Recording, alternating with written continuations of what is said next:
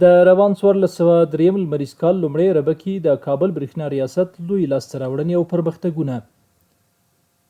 د روان 1403 لمریز کال لومړۍ ربع کې کابل برېښنا ریاست 3 میلیارده 516 میلیونه 1,80,890 افغاني عواید له پلورل شوې برېښنا او متفرقه خدماتو راټول کړي دي او 3270 پیرودونکو ته په قسطونو د لګښت پیسو ورکړې اسانتیاوې برابرې شوې دي.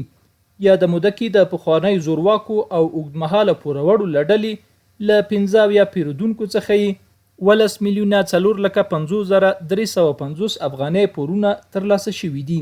دغه راز د ضایعاتو مخنیوي لپاره تخنیکي څېړنو کې 115 نایاب یا لاداره کمیټرونه موندل شوي او له اړوند پیرودونکو څخه 6,9,450,410 افغانۍ عواید ترلاسه شوي دي.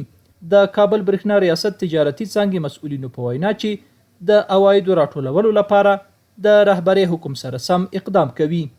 ټول باندې دغه یو حکم جاری کیږي، د فرق په دې کې نه راځي.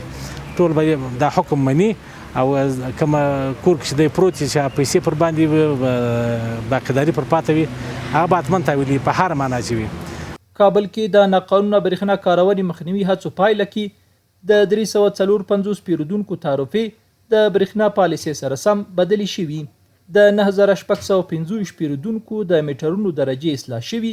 د ضایعاتو مخنیوي لپاره د اړتیا وړ ساحو کې 14 بلک میټرونه نصب او تنظیم شوي او د 6378 عوارضي میټرونو پر ځای نوي میټرونه نصب شوي دي.